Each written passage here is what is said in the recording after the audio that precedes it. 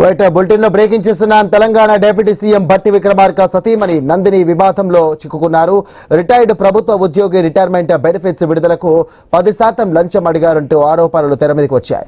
ఇక ఈ ఆరోపణలపై భట్టి సతీమణిపై సమగ్ర విచారణ జరపాలంటూ కోరుతూ న్యాయవాది సామాజిక కార్యకర్త రేవంత్ గవర్నర్ కు ఫిర్యాదు చేశారు.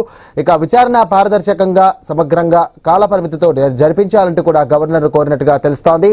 ఇక ఈ ఫిర్యాదు కాపీలను సీఎం రేవంత్ రెడ్డి మరియు తెలంగాణ కాంగ్రెస్ ఇన్ఛార్జ్ మీనాక్షి నటరాజన్ కు కూడా మెయిల్ ద్వారా పంపినట్టుగా తెలియజేశారు.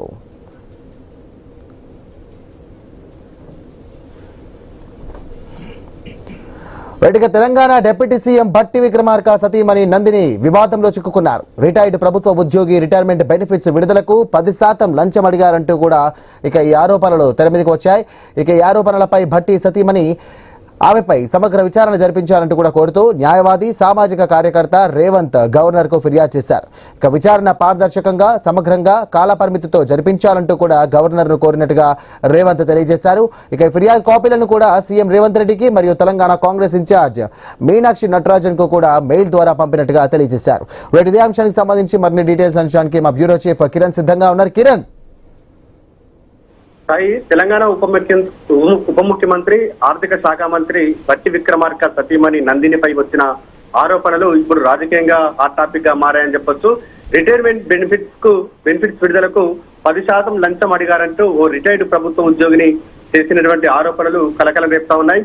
ఆరోపణలు చేయడమే కాదు, భట్టి సతీమణిపై సమగ్ర విచారణ జరపాలంటూ గవర్నర్ కు న్యాయవాది సామాజిక కార్యకర్త రేవంత్ ఫిర్యాదు చేయడం మరింత చర్చకు దారితీసింది. అయితే ఇటీవల హైదరాబాద్ లోని ఇందిరా పార్క్ వద్ద బెనిఫిట్స్ కు విడుదల చేయాలంటూ కూడా రిటైర్డ్ ఉద్యోగులు పెద్ద ఎత్తున నిరసన చేపట్టారు. ఆ క్రమంలోనే ప్రసన్న కుమారి అనేటువంటి రిటైర్డ్ ఉద్యోగిని మీడియాతో మాట్లాడారు. ఆ మీడియాతో మాట్లాడేటువంటి క్రమంలో తనకు 40 లక్షల రూపాయల బెనిఫిట్ రావాలని, ఆ బెనిఫిట్స్ విడుదలకు సంబంధించి ఆ భట్టి విక్రమార్క సతీమణి నందిని దగ్గరికి వెళ్ళినటువంటి క్రమంలో తనకు 10% లంచం ఇవ్వాలనేటువంటి డిమాండ్ చేశారంటూ కూడా ఆమె సంచలనమేంటి ఆరోపణలు అయితే చేయడం జరిగింది.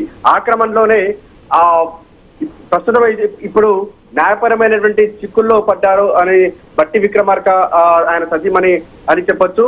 ఓవైపు కాంగ్రెస్ ప్రభుత్వం అవినీతి రహిత పాలన పారదర్శకత లక్ష్యమని చెబుతున్నప్పటికీ కూడా మరోవైపు ప్రభుత్వ పెద్దల కుటుంబ సభ్యులపై ఇలాంటి ఆరోపణలు రావడం ఇప్పుడు ప్రతిపక్షాలకు రాజకీయ అస్త్రంగా మారిందని కూడా చెప్పొచ్చు. ఇప్పటికే ఫిర్యాదు కాపీలను సీఎం రేవంత్ రెడ్డి అదేవిధంగా తెలంగాణ కాంగ్రెస్ ఇన్ఛార్జ్ మీనాక్షి నటరాజన్ కూడా పంపినట్టు కూడా ఫిర్యాదుదారులు చెప్తున్నారు. దీంతో ఈ వ్యవహారంపై ప్రభుత్వం ఎలా స్పందిస్తుంది, ఆరోపణలపై విచారణకు ఆదేశిస్తుందా లేక ఇవి రాజకీయ ప్రేరేపిత ఆరోపణల్ని కొట్టిపారుస్తుందా అన్నది కూడా ఇప్పుడు ఆసక్తికరమైనటువంటి అంశంగా మారిందని చెప్పొచ్చు. అయితే ఇవన్నీ ప్రస్తుతానికి ఆరోపణగానే చూడాల్సి ఉంటుంది. ఎందుకంటే ఫిర్యాదు రూపంలో మాత్రమే రిటైర్డ్ ఉద్యోగులు ఏదైతే అంశాలను కూడా లేవనెత్తారు. కానీ వారి ఫిర్యాదులో పేర్కొన్నటువంటి అంశాల వెనుక నిజమెంత అనేది కూడా ఇప్పుడు విచారణలో కూడా తేలనుంది. ఏదేమైనప్పటికీ కూడా ఆర్థిక శాఖ మంత్రి భట్టి విక్రమార్క మరోసారి ఆ వివాదంలో ఇరుక్కున్నారని కూడా చెప్పొచ్చు. అయితే అంతకు ముందు కూడా చాలా సార్లు భట్టి విక్రమార్క ఈ కాంట్రాక్ట్ సంబంధించినటువంటి పెండింగ్ కాంట్రాక్ట్ బిల్లులకు సంబంధించి 7% నుంచి 12% కమిషన్ అడిగారనేటువంటి ఆరోపణలు వినబడ్డాయి. మరోవైపు ఆయన సతీమణిపై కూడా పలు ఆరోపణలు కూడా వస్తాయి. Right Kiran, thank you.